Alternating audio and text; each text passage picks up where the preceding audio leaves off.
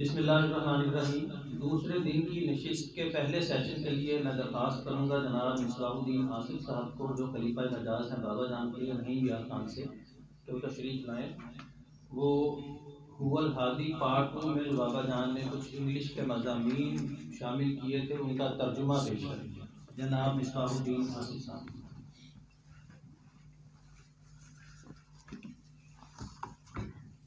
السلام علیکم۔ اعوذ باللہ من الشیطان الرجیم، بسم اللہ الرحمن الرحیم۔ پہلا ٹاپک ہے اس میں شہادت توحید خالص۔ شریعت محمدی صلی اللہ علیہ وآلہ وسلم لا الہ الا اللہ کی شہادت کو قائم کرنے کا اٹل مطالبہ کرتی ہے۔ توحید خالص پر یقین کامل ہر مومن کا فرض اولین ہے، جبکہ اسلامی تصوف کا تقاضا یہ ہے کہ توحید خالص پر گواہی فقط زبانی جمع خرچ نہ ہو اور نہ ہی محض عقلی رضامندی ہو، بلکہ شہادت تمام سوچوں اور جذبات سے بالاتر ہونی چاہیے۔ لا الہ الا اللہ پر شہادت کامل اور فی الفور ہو، ایسی شہادت فی نفس ہی علم الہی کے انکشاف پر ہی منتج ہوتی ہے۔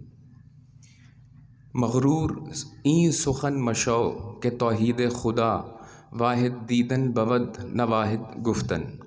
اپنے اس سخن توحید پر غرور نہ کر، کیونکہ توحید واحد دیکھنا ہے نہ کہ واحد کہنا۔ اللہ جل شانہ کا علم کس طرح ہے؟ جب انسان کا نفس جو اپنے آپ کو جبلی طور پر خود کفیل مرکز سمجھ بیٹھتا ہے اور خود کو حق تعالیٰ کے ہوتے ہوئے بھی الوہیت سے مزین جانتا ہے، وہ نفس امارہ جب اللہ کی لامتناہیت کے بالمواجہ لا الہ الا اللہ کے کلمے کو سامنے رکھتے ہوئے فنا ہوتا ہے، تو ہی اسے اللہ جل شانہ کا علم میسر آتا ہے۔ اس نفس کے فنا ہونے کا مطلب زندہ جاوید جوہر حیات کی ہلاکت نہیں، اس نفس امارہ کے تحلیل ہونے کا مطلب عقلی فطور کا خاتمہ ہے، جو کہ متکبرانہ جذبات اور تصورات سے مرکب ہوتا ہے اور جس کی مستقل سرگرمی شعور کو عارضی پرچھائیوں تک محدود کرنا ہوتا ہے۔ گہرائیوں میں پنہاں اور حقائق کے اشیاء کی متلاشی روح سے جب نفسانی دھوکوں کا حجاب اٹھتا ہے تو پھر پہلی مرتبہ حقائق اشیاء نفس الامر میں ظاہر ہوتے ہیں، تو پھر المحیط اپنی کامل شان میں جلوہ گر ہوتے ہیں اور مخلوق خالص امکان کے طور پر منحصر علی اللہ رہتی ہے۔ فَأَيْنَمَا تُوَلُّوا فَثَمَّ وَجْهُ اللَّهِ، سو تم جدھر منہ کرو ادھر ہی اللہ ہے۔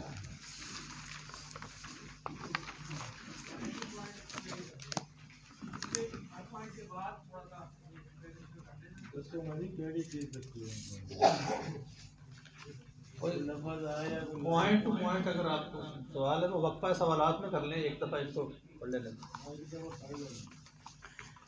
علم کے ذرائع۔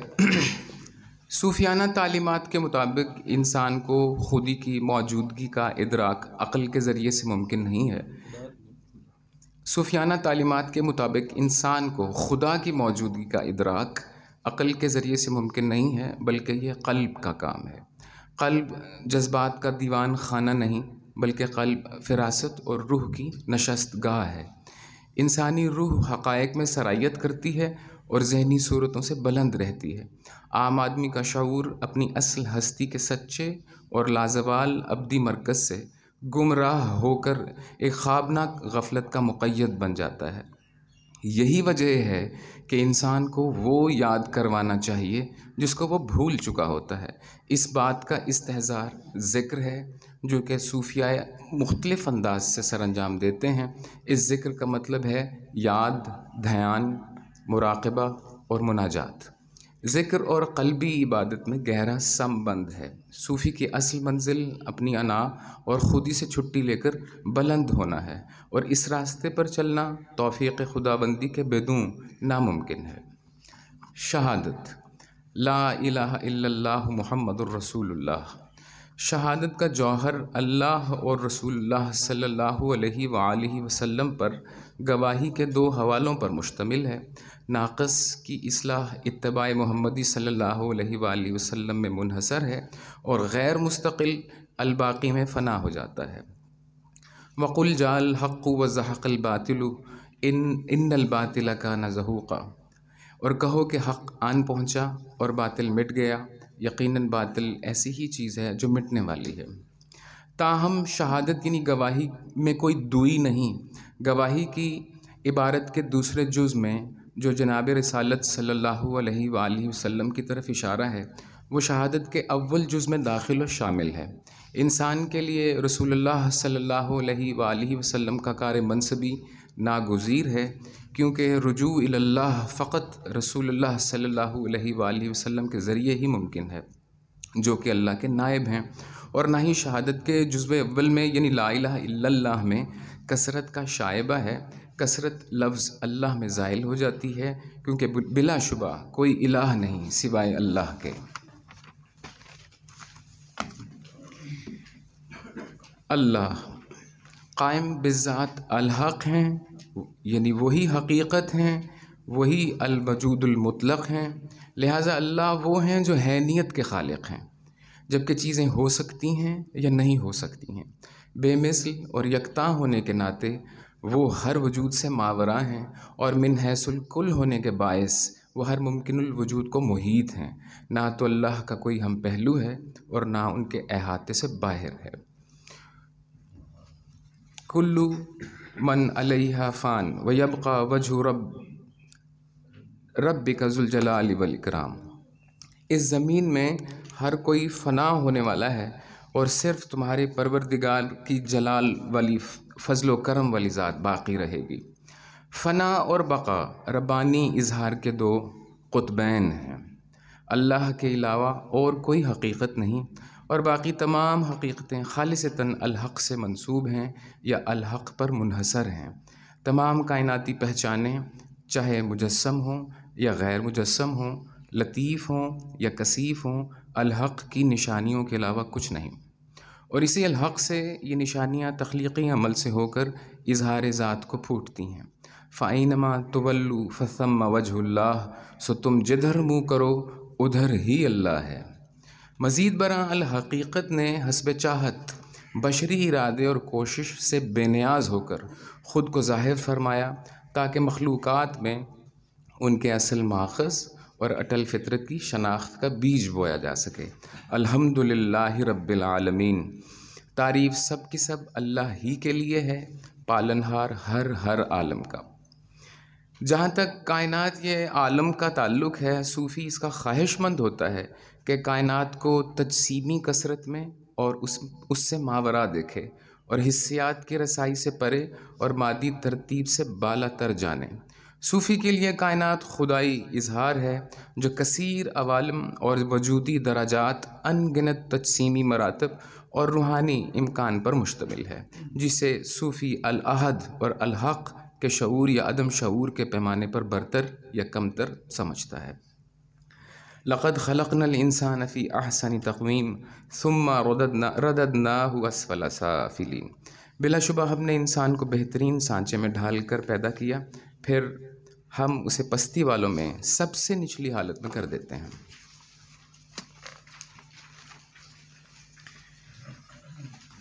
اس خیال کے مطابق برائی کا عنصر گویا اضافی وجود کی گستاخی پر مبنی اعلانیہ نافرمانی ہے۔ اس خیال کے مطابق برائی کا عنصر گویا اضافی وجود کی گستاخی پر مبنی اعلانیہ نافرمانی ہے، اور اضافی وجود میں شر کا عنصر اس اضافی وجود کو نیم مطلق وجود ہونے کے دھوکے میں رکھتا ہے۔ اس لیے حضرت ابن عربی رحمۃ اللہ علیہ نے ابلیس کے لیے عربی زبان کا لفظ شیطان چنا، جس کے معنوی ماخذ دور ہونا ہے، یعنی الحقیقت سے دور ہونا عدم کے سرے پر، روح یا باطن۔ روایتی مابعد الطبیعیات میں باطنی یا روحانی وہ صفات ہیں جو کہ عالمانہ اصطلاحات میں انسان کے وجود کی سہ جزوی ترکیب یعنی جسم، نفس اور روح میں تیسرے جزو کی طرف اشارہ کرتے ہیں۔ درمیانی اصطلاح یعنی نفس دوسری چیزوں کے علاوہ عقل اور دلیل پر مشتمل ہے، جس سے متعلق صفتیں یقیناً ذہنی یا عقلی ہیں۔ تاہم بے اصولی پر مبنی جدید طرز کلام میں انٹلیکچوئل، جس کے معنی روحانی اصطلاح کے ہیں، کو غلطی سے ذہنی اور عقلی کا ہم معنی تصور کیا جاتا ہے۔ باوجود اس حقیقت کے انٹلیکچوئل کی اصطلاح مناسب انداز سے روح کی طرف اشارہ کرتی ہے۔ انٹلیکچوئل اور اسپریچول تقریباً ہم معنی الفاظ ہیں۔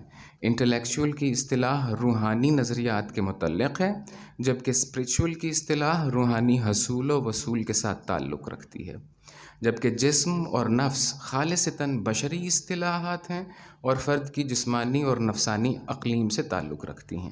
اسپرٹ یا انٹلیکٹ آفاقی ہیں اور مادی اور بشری حالت سے بلند ہیں۔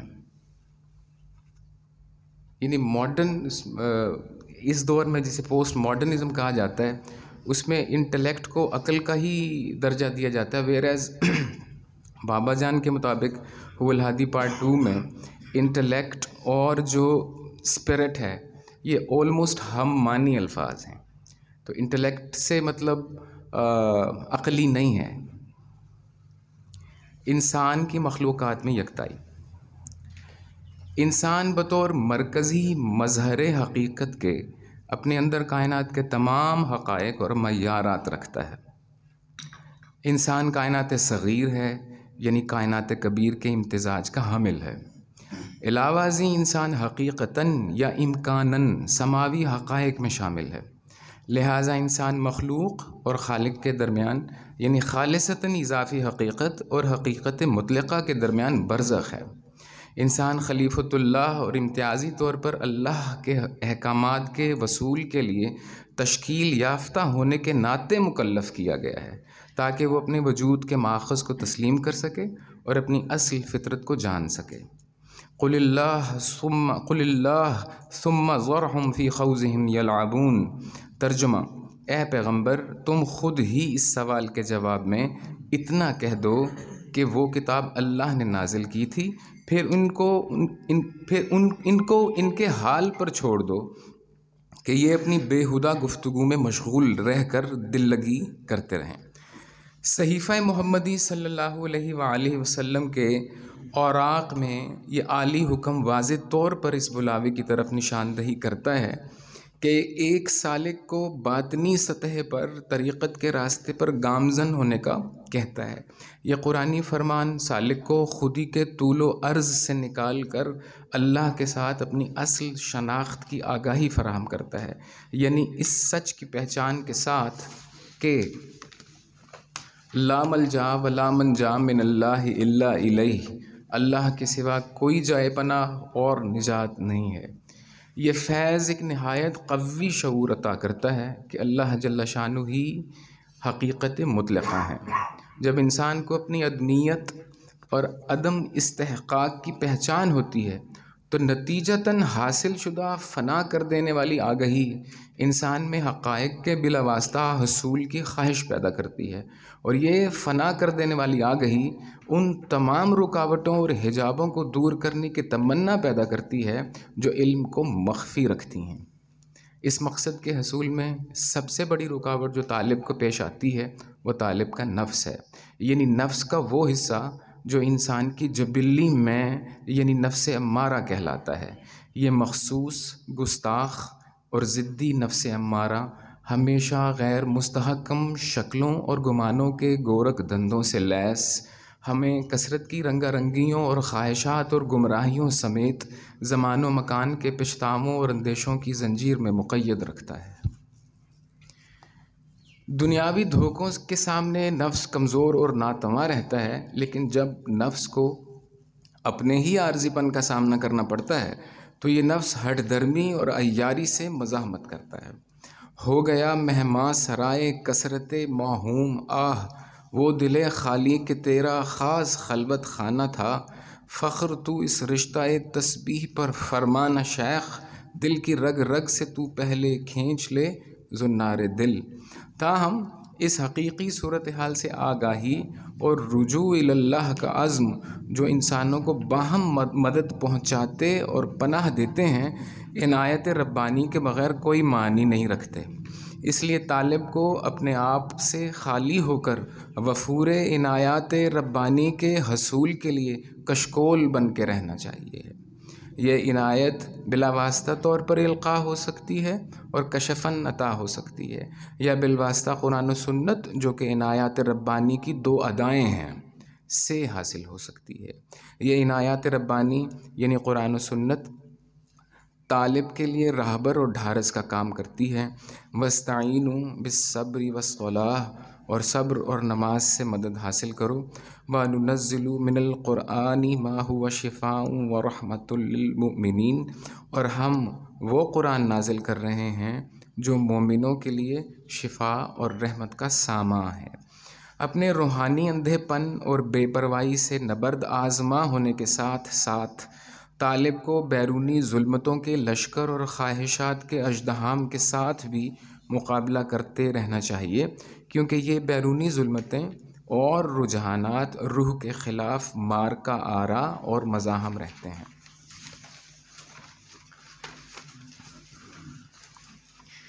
راہ طریقت کی پیروی کی 3 منازل یا مراحل۔ زیر تذکرہ منازل میں سے ہر ایک منزل ایک کسبی پہلو رکھتی ہے اور ایک وہبی۔ کسبی میننگ کہ جسے خود حاصل کیا جائے، جسے اپنی ایفرٹس کے ساتھ کیا جائے، ایک وہبی جسے جو عطا کر دیا جائے، اینڈاؤڈ اپون ہو۔ فضل خداوندی سے وہبی نسبت، آگہی اور اثر پذیری عطا ہوتی ہے۔ فضل خداوندی سے وہبی نسبت، آگہی اور اثر پذیری عطا ہوتی ہے ہونا چاہیے تھا یہاں پہ، جبکہ کسبی پہلو ہڑک، تمنا، چاہ اور عمل کرنے پر اکساتا ہے۔ پہلی منزل اپنے نہ ہونے کی آگہی ہے اور اپنے نفس سے جنگ ہے۔ اس منزل پر سالک اللہ کے جلال و عظمت کے سامنے لرزاں و ترساں رہتا ہے۔ دوسری منزل اللہ جل شانہ کے جمال میں رہتے ہوئے رجا کی ہے۔ یہ منزل سخت زہد اور ایمان کی منزل ہے۔ یہی وہ لمحہ ہے جب انسان وجود کو کائنات مجمل کے خدائی عکس کی کامل شکل میں دیکھتا ہے اور اپنے آپ کو ظاہری حالت میں عوامر کائنات کے لیے اللہ کا سچا پرتو جانتا ہے۔ وہ خود اپنی اس حالت کو پہچان چکا وہ ولی ہے، وہ انسان معیار ہے جس کے ذریعے عنایات ربانی کائنات میں جاری ہوتی ہیں۔ بس سابقون السابقون، اور جو سبقت لے جانے والے ہیں وہ تو ہیں ہی سبقت لے جانے والے۔ تیسری منزل میں طالب کا حاصل شدہ علم اور شناخت آن واحد میں فنا ہو کر حقیقت مطلقہ میں بقا پا جاتی ہے۔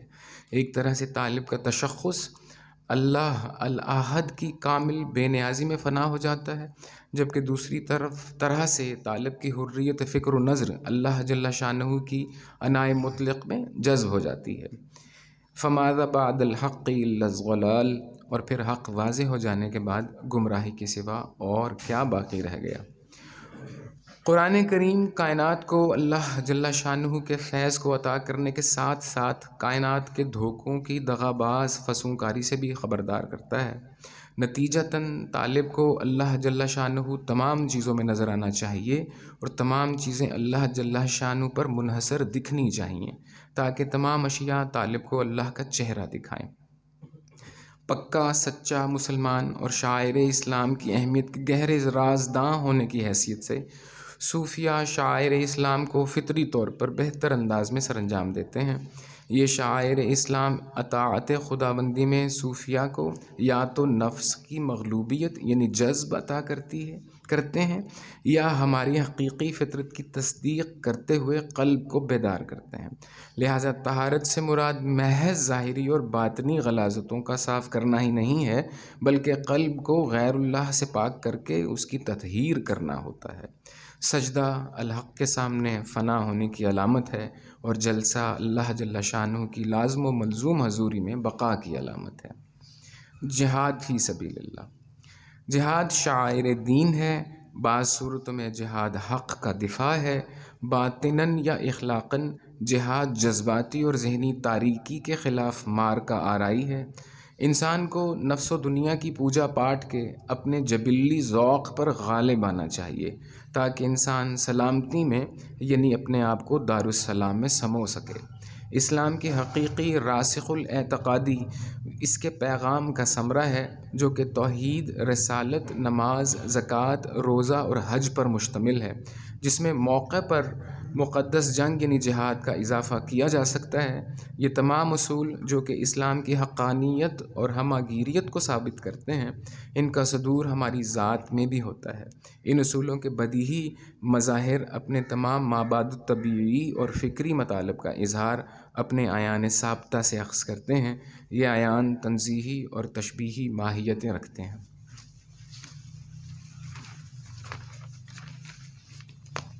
وحدت الوجود۔ وحدت الوجود کے نظریے سے بعض لوگوں نے یہ گمان کر لیا ہے کہ یہ نظریہ پینتھیزم یعنی کائنات کو خدا ماننے کا نظریہ ہے۔ یہ بات مکمل طور پر گمراہ کن ہے، کیونکہ پینتھیزم کی اصطلاح حالیہ صدیوں کے عموماً ایسے یورپی فلسفیانہ نظریات کے لیے مستعمل ہے جس کا روایتی عالمانہ اور عارفانہ نظریات سے کوئی لینا دینا نہیں۔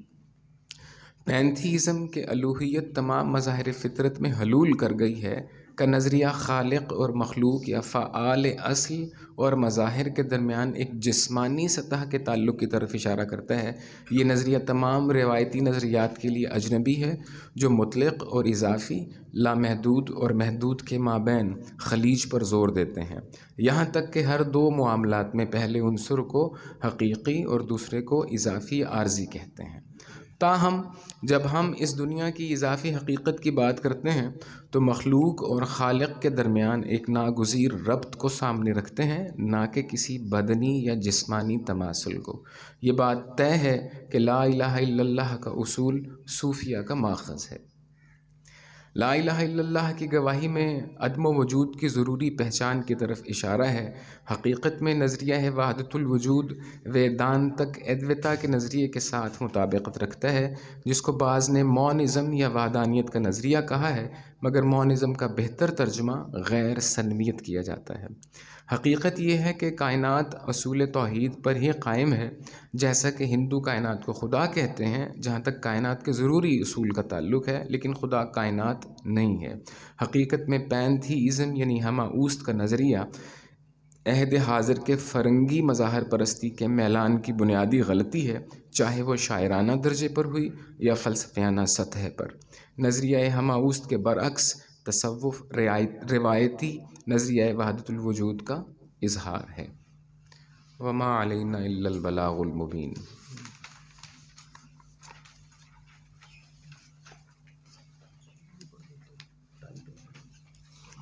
سائنس اور آخری مضمون بھی پڑھ لیتے ہیں۔ اس کا نا آپ لوگوں کے پاس میرے خیال میں وہ نہیں ہوگا آگے۔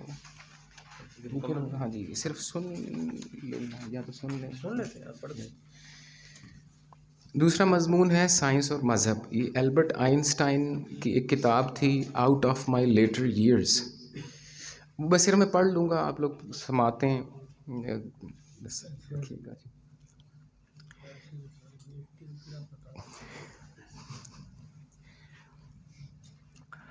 18ویں صدی کے ایک حصے اور 19ویں صدی کے دوران میں یہ بات شد و مت سے بیان کی جاتی رہی کہ علم اور عقیدے کے درمیان میں ایک ناقابل مصالحت تصادم ہے۔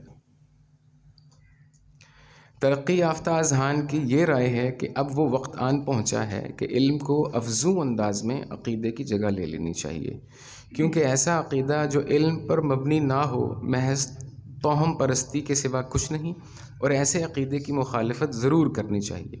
اس خیال کے مطابق تعلیم کا واحد مقصد سوچنے اور جاننے کا راستہ کھولنا تھا، اور اس خیال کے مطابق اسکول کو تعلیم کے لیے ایک بہترین ادارے کے طور پر صرف اسی مقصد کے حصول کے لیے خصوصی طور پر کام کرنا چاہیے۔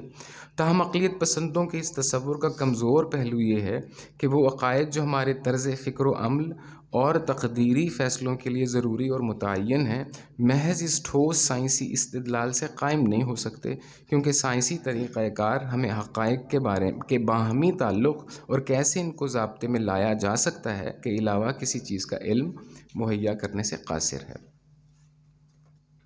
ثقیل تو نہیں ہو جائے گا مزید؟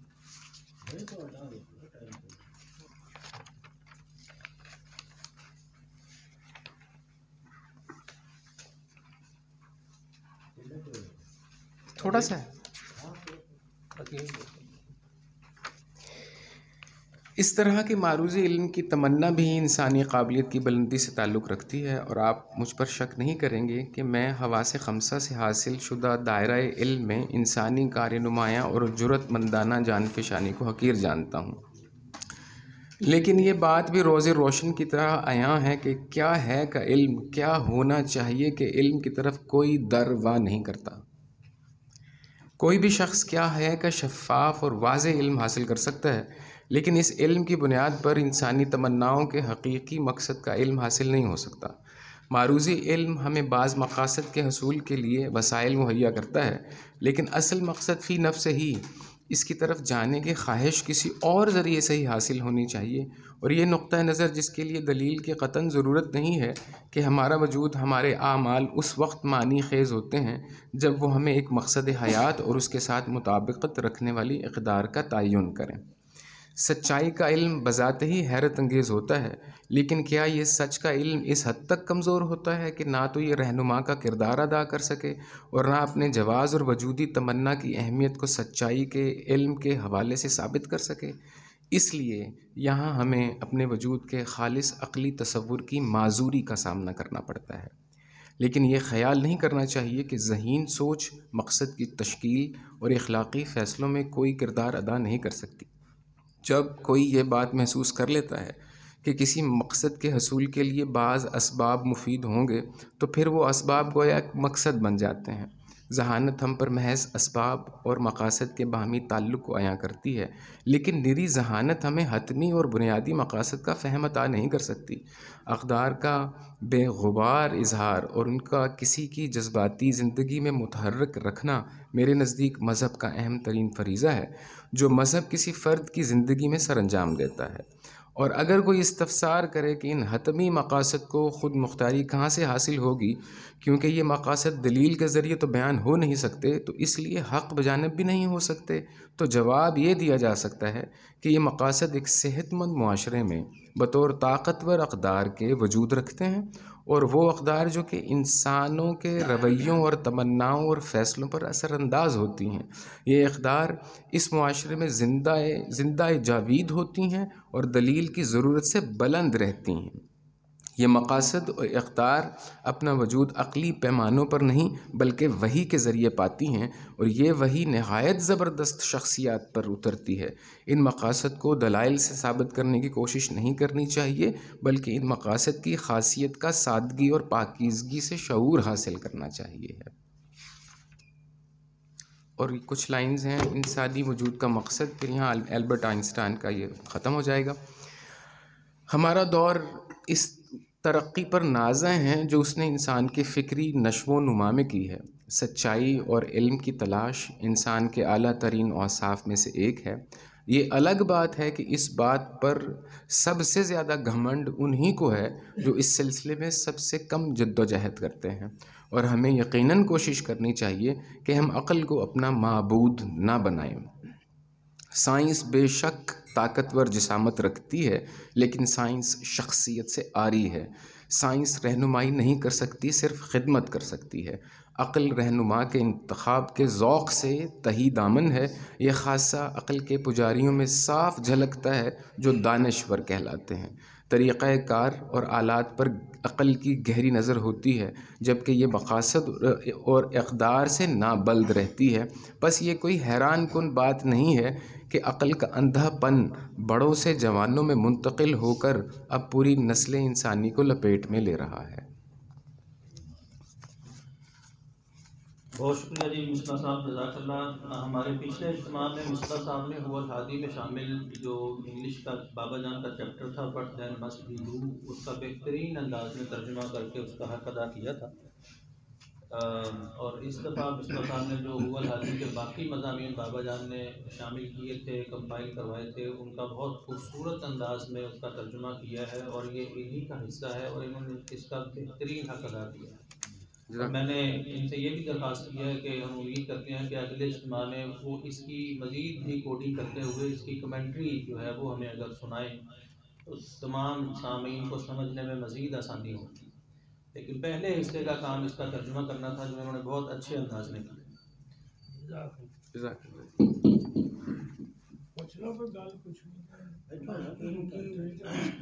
ان کی باتوں میں ایک اضافہ اور یہ جملہ بابا جان کا ہے میرا نہیں. سائنس نے انسان کو بہت کچھ دیا اور بہت کچھ دے سکتی ہے، لیکن انسان کو انسان بنانے کا کام سائنس نہیں کر سکتی. انسان کو انسان بنانے کا کام سائنس نہیں کر سکتی. سائنس معذور ہے.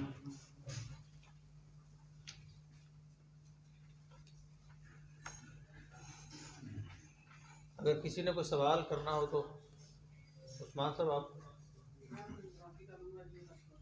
اچھا نہیں ہے گا ٹائم کر دو کرو گے تو دوسرے میں پتہ لگ جائے گا. اچھا جی ٹھیک. اس میں جو ایک عقل کی بات، بس میرا جملہ اتنا ہی ہے کہ بس عقل سے عقل کی چھٹی کرتے ہیں. اپنی عقل سے چھٹی کر دے. یہ ساری باتوں کو چھوڑنے اور سمجھنے کے لیے بھی ایک عقل درکار ہوتی ہے. جو اپنی عقل کی چھٹی کریں گے تو وہ عقل جو آپ کو درکار ہے وہ آپ کو حاصل ہو جائے گی. اچھا جی. دوسرا اس میں اپنی طرف سے یہ بھی ایک میرا مشورہ ہے کہ یہ جو مصباح صاحب نے ترجمہ کیا ہے اس کو هو الحادی میں جو انگلش ورژن ہے اوریجنل اس کے ساتھ رکھ کے جب ہم اس کو پڑھیں گے تو اس سے زیادہ خوبصورتی میں اضافہ بھی ہوگا اور اس میں ہماری فہم بھی زیادہ بہتر ہوگی.